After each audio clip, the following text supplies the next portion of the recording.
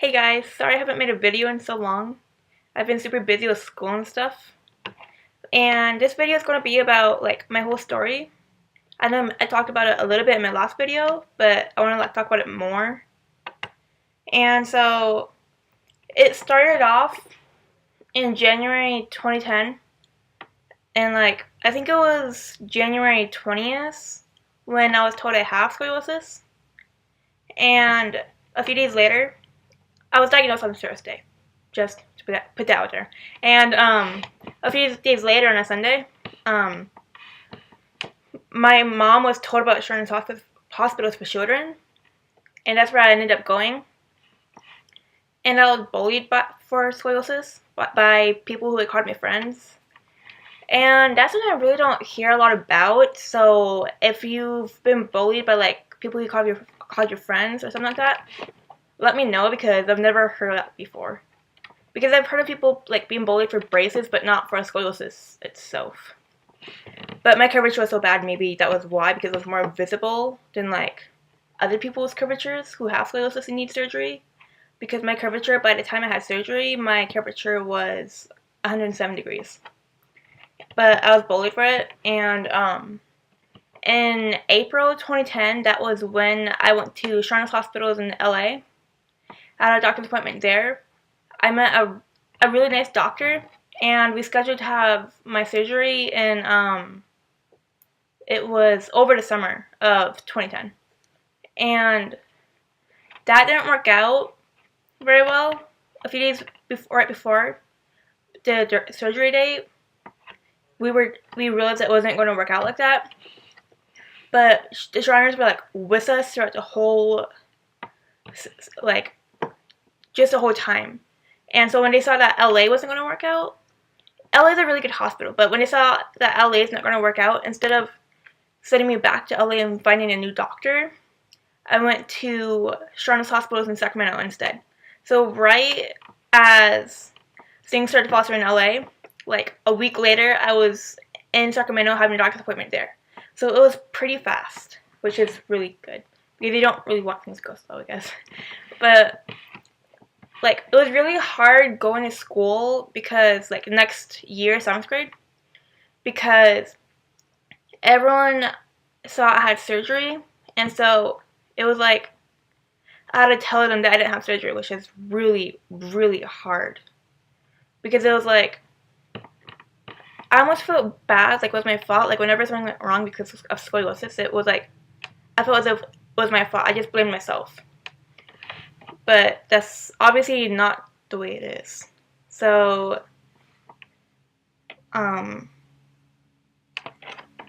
so I had a doctor's appointment in Sacramento. A week after LA fell through, I met a really, really good doctor in Sacramento. His name was Dr. Orlando Roberto, and he's really good at what he does. Because I've seen a lot of other videos by girls who have scoliosis, and I've read stories on the internet, and what I've kind of noticed is most surgeons, at most they can do is when they're reducing their curvature with surgery, the most they can do is 50 degrees, which is a really big deal. That's a lot. But with my curvature, by the time I had surgery, it was 107. And if I had 50 degrees taken off that curvature, it would have been at 57 degrees, which is still enough to have surgery. So it's still severe scoliosis, but since he was so good at what he did, I don't know if he made it up or if someone taught him it, but he had a technique for patients who had a curvature over 80 degrees that he wouldn't just do a spinal fusion a week before the spinal fusion, and this is only for patients who have a curvature over 80 degrees, but a week before surgery, for those patients who have a curvature over 80 degrees, instead of just giving them the spinal fusion a week before, he'll give them another surgery.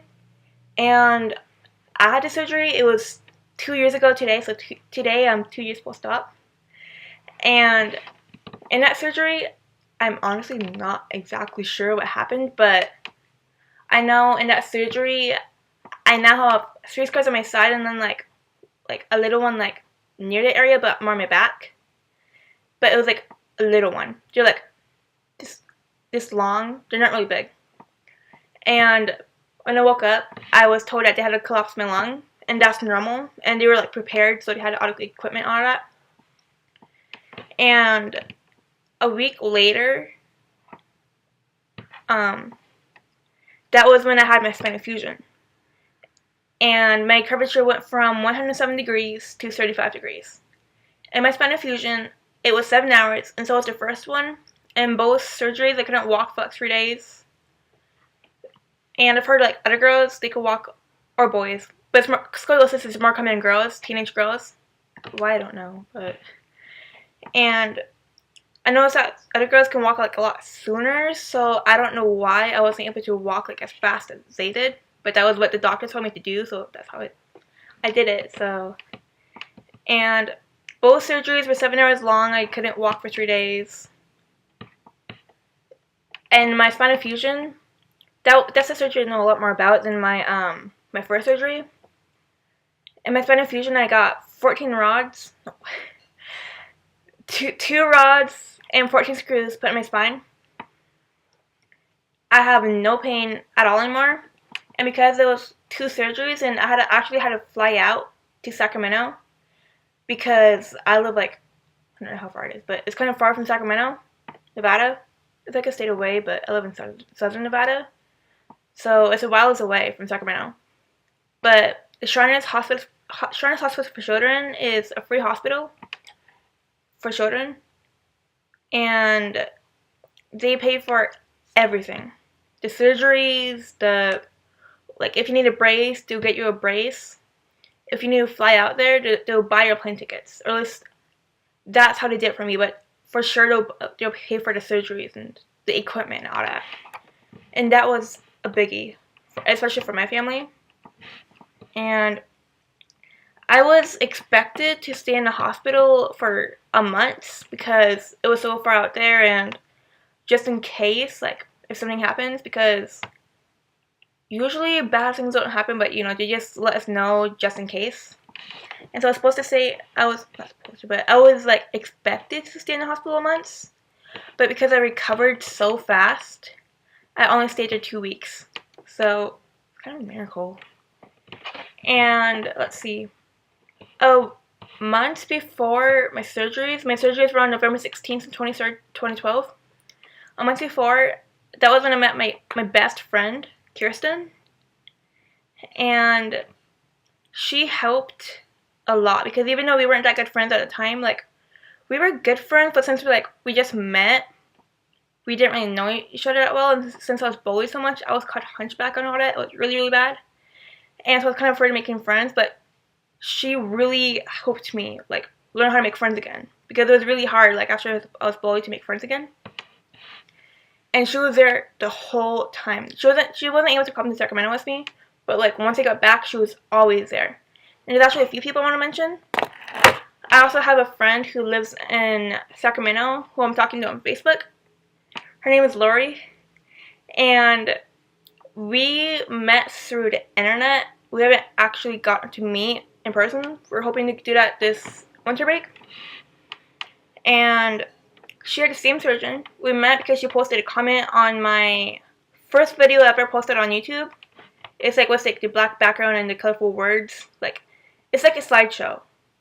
And she posted how she realized that we had the same surgeon. So then once we started talking, we wouldn't stop. We were always talking, so it's really cool. And I actually have 2 other friends I talk to on Facebook, and they're really great for support. Their names are Crystal and Rissa. They're super nice. It's really great talking to them. And now, today I'm 2 years post-op since my first surgery. I'm doing great. I can touch my toes and everything. And that would be it. So, thanks for watching.